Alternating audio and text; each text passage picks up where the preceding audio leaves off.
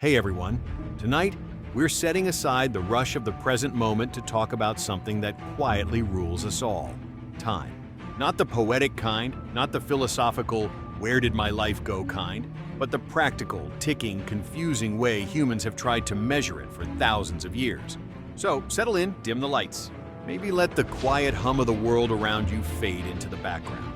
Because we're about to step back, way back, into the long, strange history of keeping track of time. Long before gears, dials, or sand, there was just the sky. To early humans, time wasn't a number, it was a feeling. Morning light meant safety, dusk meant danger. The moon became the first great clock face. It changed predictably, waxed and waned, and told hunters, farmers, and wanderers when to plant, when to rest, and when to move. But the moon had one flaw: it lied. A lunar month is about 29 and a half days, which means 12 of them don't quite fill a solar year. So early societies watched their calendars slowly drift out of sync with the seasons. Spring festivals ended up in the heat of summer, and harvest rituals sometimes arrived when the fields were still bare. Time, it seemed, refused to behave. And yet, people tried anyway.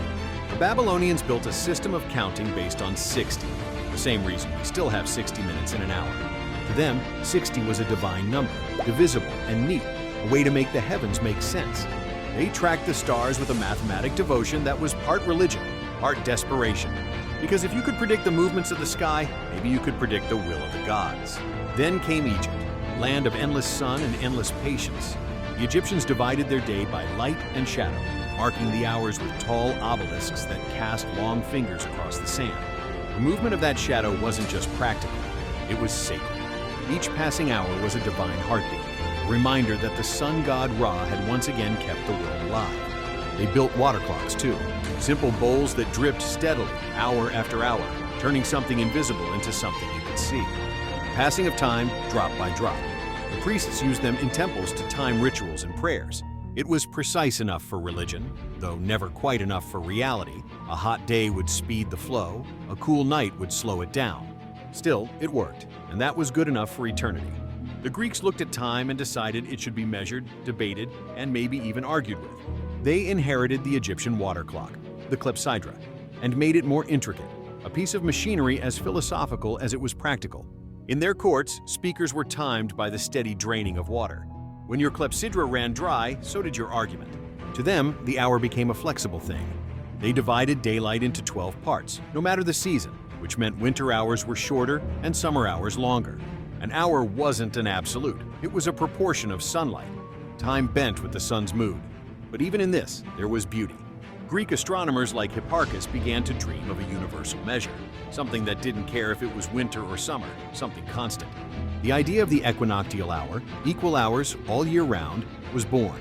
It would take centuries for the world to catch up. Then came the Romans, engineers of empires and lovers of schedules. They scattered sundials across their cities, elegant public reminders that you were probably late for something. Before sundials, people rose with dawn and slept with night. After sundials, they began to live by hours. The Romans were among the first to complain about not having enough time. But sundials had their quirks. They only worked in daylight. They lied at different latitudes. A Roman in Spain would have an hour that didn't quite match one in Greece. Time was local, provincial, stubbornly tied to the ground you stood on. Still, it created something new. Coordination. Armies, markets, temples, all synchronized by shadow. A civilization run on sunlight. After Rome fell, Europe entered an age where time seemed to stretch and blur. Life was tied to seasons and bells, not seconds. It was the monks who kept time alive, literally. Their lives were ruled by rhythm. Prayers at dawn, chants at midday, silence at dusk. To make sure no one missed a devotion, they built mechanical water clocks that rang bells at fixed intervals. The idea of regular time, time that could discipline the day, spread quietly from monasteries to towns. These early machines didn't have hands or faces. They were voices, bells that told you when to wait, when to pray, when to stop working. Time wasn't yet something you watched. It was something you heard. And in those cold, candlelit monasteries, another idea began to form. If you could measure the flow of time, you could control it. If you could control it, maybe you could master the world. By the 13th century, Europe began to hum with gears. The first true mechanical clocks appeared, iron giants powered by weights and escapements, ticking away the hours in public squares. They were unreliable, massive, and loud, but they were mesmerizing. People gathered just to watch them strike.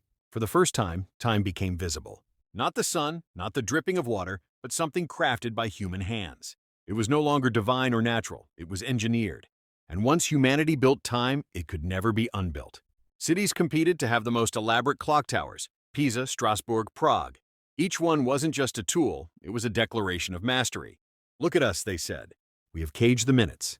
Then came the 15th and 16th centuries, the age of discovery, art, and obsession. Clocks shrank. The first spring-driven mechanisms appeared, and suddenly time wasn't just in the town square. It could sit on your desk, hang around your neck, or tick quietly in your home. Watches followed, tiny, imperfect, but miraculous. Owning one was like owning a miniature universe that ticked in sympathy with the heavens. Kings, merchants, and scientists all began to treat time as something personal, a resource you could hold. And with that came a new kind of anxiety. If you could hold time, you could lose it. If you could measure it, you could waste it. Humanity's long relationship with guilt began ticking right alongside the gears. By the 17th century, science took hold of the clock. Galileo noticed the steady swing of a pendulum and realized it could keep near-perfect rhythm. A few decades later, Christian Huygens built the first pendulum clock, accurate to within a few seconds a day. The world suddenly had precision. This wasn't just convenience, it changed everything. Accurate clocks meant accurate navigation. Sailors could finally measure longitude, the difference between survival and vanishing into the horizon. Timekeeping, quite literally, reshaped the map of the world. And in every observatory and workshop, clocks ticked alongside telescopes, the sound of science measuring the cosmos second by second. Then came the factories, the steam, the noise, the endless repetition. Time, once sacred, became a schedule. Whistles replaced bells, workers punched in, punched out. Every minute was money. The phrase, "time is money," wasn't just metaphorical, it was the new theology. Clocks moved from walls to pockets, from towers to trains. Railroads demanded synchronization. If every town kept its own local time, trains would crash. So in 1884, at a conference in Washington, the world agreed to divide itself into 24 time zones. For the first time in history, the planet ticked together. It was practical, it was efficient, and it was the moment humanity collectively surrendered its heartbeat to the machine. By the 20th century, time had become digital, mathematical, relentless. We built quartz clocks that vibrated with electric precision, then atomic clocks that could measure a billionth of a second. Satellites orbiting the Earth now keep time so exact that your phone's GPS depends on it. If they drifted even a fraction of a second, you'd be lost. Literally, but in all this precision, something changed. We stopped listening to the rhythm of days and started chasing seconds. Our ancestors watched shadows move. We watched numbers blink. The sun still rises and sets, but for most of us, it's just background lighting for the schedule we already follow. And yet, through all of history, time has been less about accuracy and more about meaning. Every culture gave it personality. To the Egyptians, it was a god. To the Greeks, a circle. To the Christians, a line. To the modern world, a currency. We measure it, sell it, save it, waste it, and mourn it. But we rarely sit still inside it. Maybe that's why looking back feels comforting. In a world of microseconds, there's something grounding about remembering a time when time itself was imperfect, when the day was as long as the sunlight and the night was a reason to rest.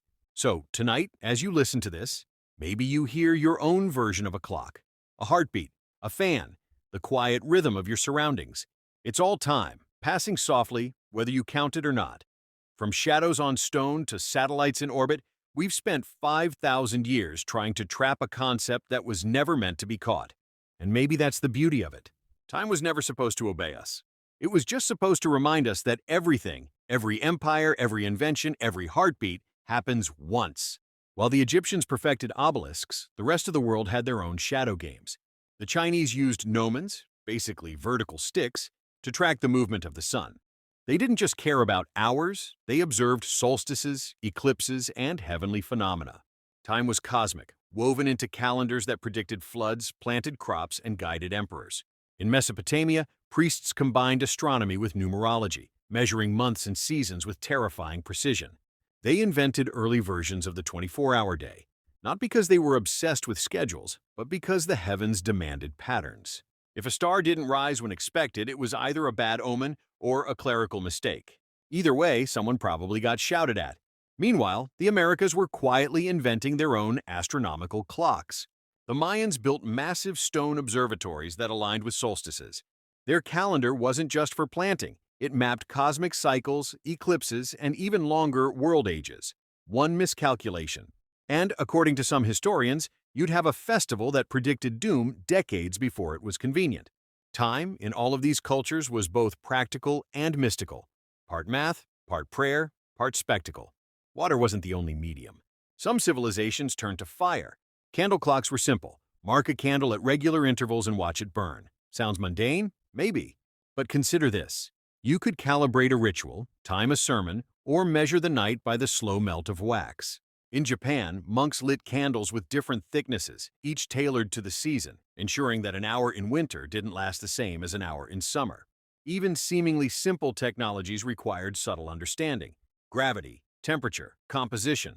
And of course, there were sand clocks, hourglasses, sand trickling predictably from one bulb to the other. They were compact, portable, and mesmerizing. The slow, constant drift of sand became a metaphor. Life is flowing, irreversible, and yet somehow beautiful in its simplicity. In medieval Europe, time became communal. Town squares filled with clock towers and bells. Monks no longer held the monopoly. Merchants and craftsmen needed to coordinate markets, deliveries, and wages.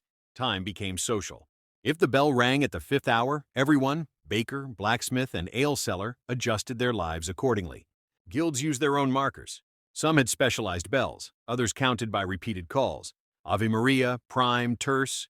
The complexity of medieval schedules reflected both spiritual and practical needs. Even without personal watches, people lived synchronized lives, ruled by chimes and shadows rather than digits. Interestingly, some peasants still ignored it. Local farmers measured days by labor and sunlight. Time was a gentle rhythm, not a master. Only the cities demanded rigid structure, where lateness was both embarrassing and economically costly. As we enter the Renaissance, human curiosity collided with timekeeping in spectacular ways. Astronomers like Tycho Brahe and Johannes Kepler began to map celestial motion with astonishing precision. The invention of more accurate clocks allowed them to log observations consistently. Planets moved predictably, stars had positions, and the night sky became a chart, a map of both science and art. Meanwhile, pocket watches shrank the concept of time into something personal. A nobleman could glance at his wrist and see the hours not dictated by the sun, but by a miniature mechanism crafted from dozens of delicate gears. Time had become intimate, a companion, a reminder, a subtle authority. Even so, the mechanisms were far from perfect. Watches drifted, clocks ran fast or slow, and errors were tolerated as long as they didn't disrupt commerce or diplomacy. Timekeeping was still as much art as it was science, a dance between human ingenuity and natural imperfection. By the 17th and 18th centuries, the problem became urgent: how to cross oceans without losing track of time. Longitude was a killer. Sailors could measure latitude by the stars, but without accurate clocks, longitude remained a deadly mystery. Ships would drift, miss landfalls, or vanish entirely. The solution? Marine chronometers, precise, spring-driven clocks designed to withstand storms, salt, and rolling seas. John Harrison, an English carpenter and clockmaker, revolutionized navigation with his H4 chronometer. For the first time, sailors could know their exact position east or west, saving lives and making global trade possible. Timekeeping became a literal lifesaver. The Industrial Revolution transformed time from personal and spiritual to global and mechanical. Factories demanded exact hours. Workers' lives were regulated by whistles, schedules, and punched cards. Time was money, efficiency, and obedience all wrapped into one relentless ticking. The rituals of time. Long before digital calendars told us when to celebrate, people marked their years through ritual. Every ancient festival, every harvest, every solstice feast was a way to remind themselves that time moved in circles, not lines. In Mesopotamia, the new year was not a countdown, it was a reset. Kings were stripped of their robes, symbolically humbled, then recrowned. It wasn't about dates. It was about balance, renewal, making. Sure, the cosmos didn't forget who was in charge. The Egyptians did the same when the Nile flooded. They didn't complain about schedules or ruined crops, they rejoiced. Flooding meant life, and the river's rhythm was the pulse of their civilization. Every rise and fall of the Nile was a reminder that time, too, had tides. Even the Romans, so famously regimented, celebrated time's strangeness. Their festival of Saturnalia flipped social order. Slaves were served by masters. Chaos ruled for a week. And then, snap, the calendar restored control. It was as if they knew too much order made the world brittle. Time needed play, a reminder that the gods still laughed. Superstitions of the hour? The deeper we measured time, the more superstitions we built around it. Medieval peasants believed midnight was sacred and dangerous, a hinge between days, when spirits slipped through the crack of existence. Church bells rang not only to mark hours, but to keep the dark things away. Curfew comes from couvre-feu, meaning cover the fire. When the bell tolled, you doused your hearth. Time wasn't just management. It was protection. In Asia, hours took on personalities. The Chinese zodiac divided the day into 12 double hours, each ruled by an animal. The hour of the rat, around midnight, symbolized renewal. The hour of the horse, high noon, was vitality and danger. Even clocks had character. Time itself had moods, experiments and oddities. Inventors never stopped trying to outsmart time. Some built astronomical clocks so complex they nearly broke themselves. In Prague, one clockmaker was supposedly blinded so he could never replicate his masterpiece. Another legend tells of a clock that, when it stopped, would doom the city. We loved our timepieces enough to fear them. Then there were the dreamers, the ones who wanted perpetual motion, machines that would tick forever, powered by gravity, magnets, or divine will. None of them worked, of course, but they reveal something essential. We don't just want to measure time, we want to escape it. During the Enlightenment, French scientists experimented with decimal time. 10 hours in a day, 100 minutes in an hour, 100 seconds in a minute. Perfect, logical, mathematical, and completely ignored by everyone who tried to live by it. But it's lived by habit. Because time may be measured by reason, but it's lived by habit. Time in the arts. Painters tried to capture it. Writers tried to describe it. Poets gave it texture. In Renaissance paintings, sundials lurk in the background, a silent memento mori. In Shakespeare's lines, clocks toll to remind lovers that passion fades. And in Baroque music, rhythm itself became mechanical, precise, relentless, an echo of gears turning somewhere unseen. Every culture finds its metaphor. For some, time is a wheel. For others, a river. For us, an arrow flying forward. But arrows only fly because something lets them go. The philosophy of the clock, the invention of mechanical precision, changed more than our schedules. It reshaped our sense of self. Philosophers like Descartes and Newton began to see the universe as a grand machine, predictable, measurable, wound up by a cosmic clockmaker. God as watchmaker, creation as mechanism. Even our bodies were reimagined as ticking systems, hearts, lungs, nerves, all pulsing in rhythm. But others rebelled. Romantics looked at the growing forest of clocks and heard only noise.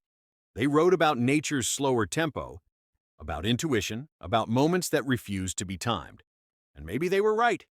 Every time you stare at a sunset too long or lose yourself in a conversation, you step briefly out of mechanical time into something older, are the 20th century and the stretch of seconds. When Einstein arrived, he shattered what we thought we knew. Time, it turned out, wasn't universal after all. It bent, stretched, and slowed depending on how you moved. Your clock, my clock. The clock on a satellite, they all tick at slightly different rates. The universe, apparently, has a sense of humor. In the trenches of World War I, soldiers synchronized watches to the second before charging into chaos. A few decades later, factory workers synchronized to whistles. Then television networks synchronized to broadcast schedules.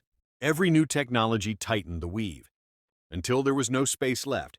Between seconds, we learned to live by alarms instead of sunlight.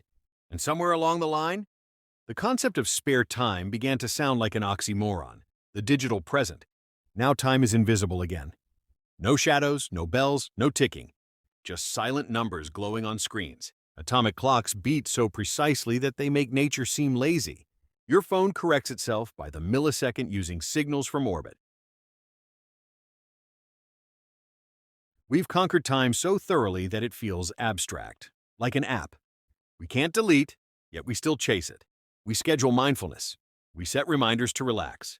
We talk about quality time as if it can be bottled and stored. The irony isn't lost on the ancient ghosts who once worshipped. The sun for rising on schedule A returned to slow. Maybe that's why slow movements keep emerging. Slow food, slow living, slow travel. They're not rebellions against clocks. They're reconciliations with the body's natural pace. When you eat slowly, breathe slowly. Walk without urgency, you reconnect with the time that existed before measurement. The time of waves, seasons, heartbeats. A monk in Kyoto once said that every breath contains eternity if you notice it. He didn't own a watch. He didn't need to. Excavate, time beyond Earth. And now, humanity faces a new puzzle: how to keep time in space. On Mars, a day is 24 hours and 39 minutes long. Our clocks don't fit.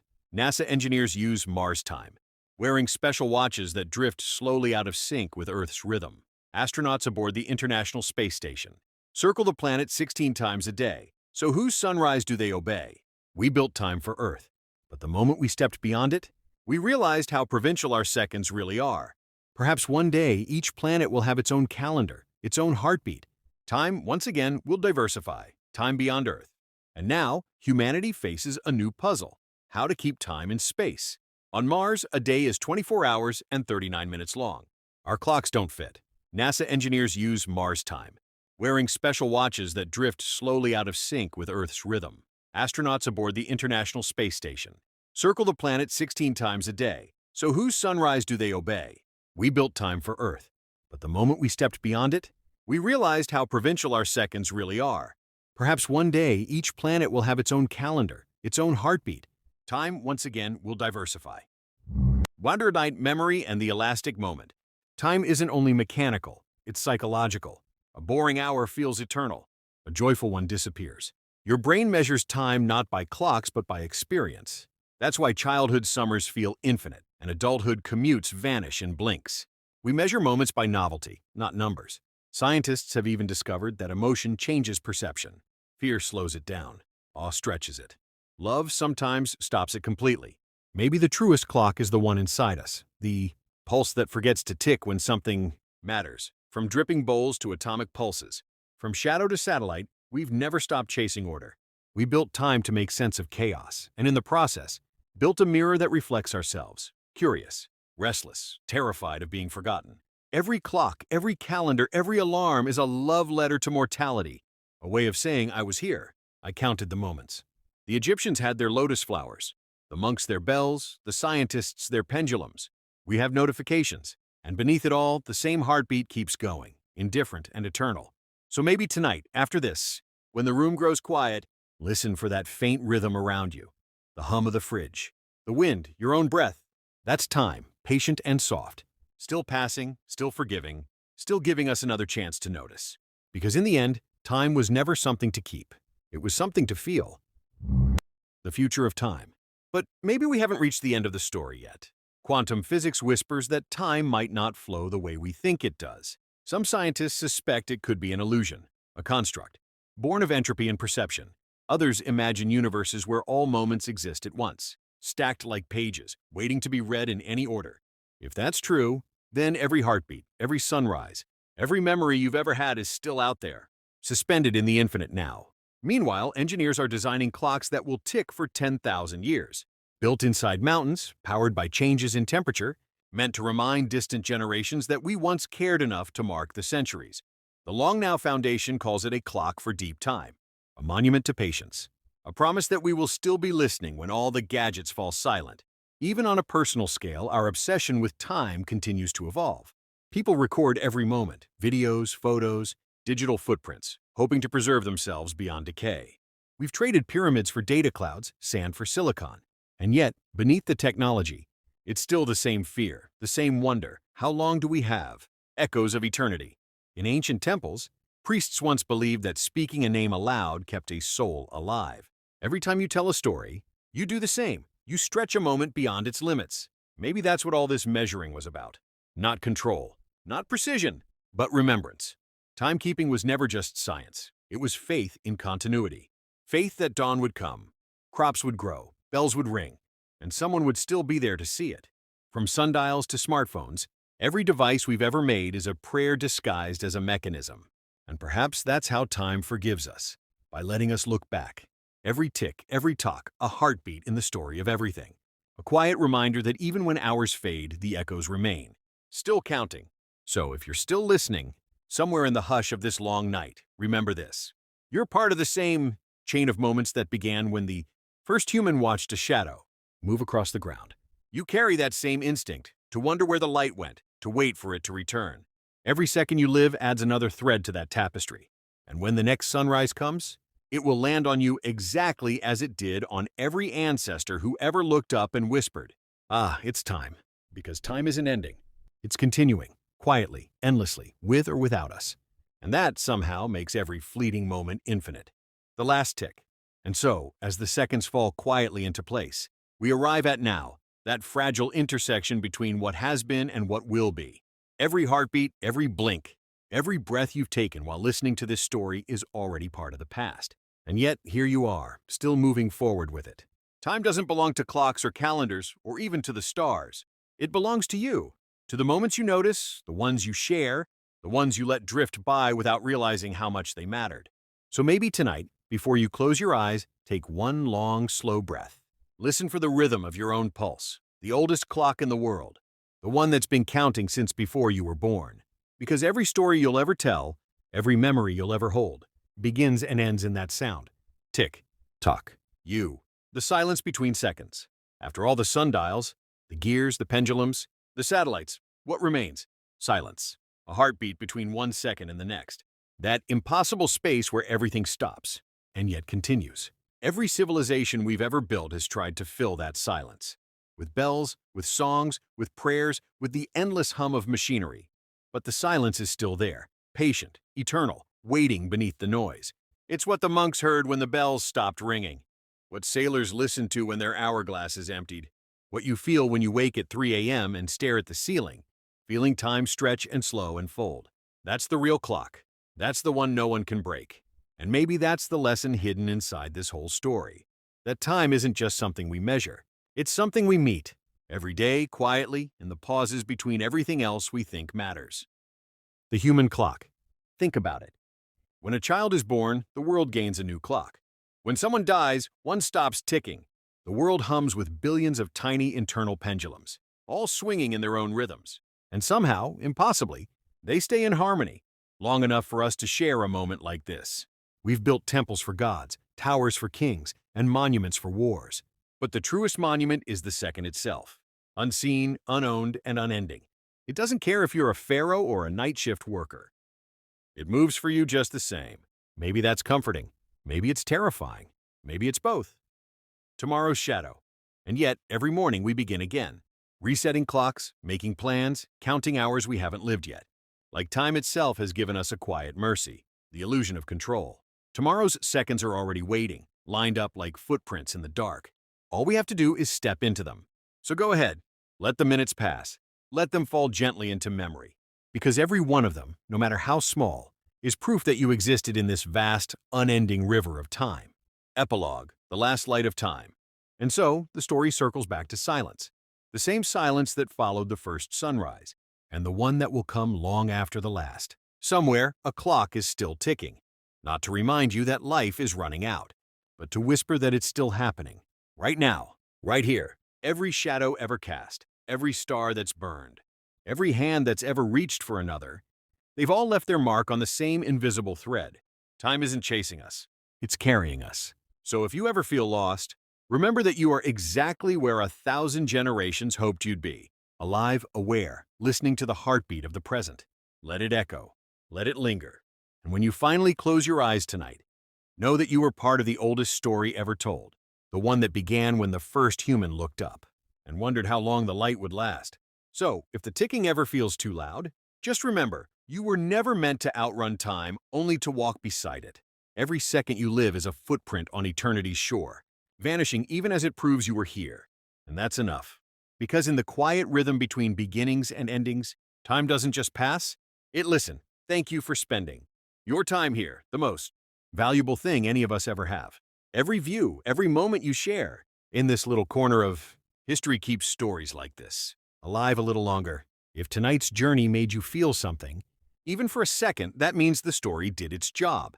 Until we meet again in another piece of the past, take care of your hours. They're what make your life your own.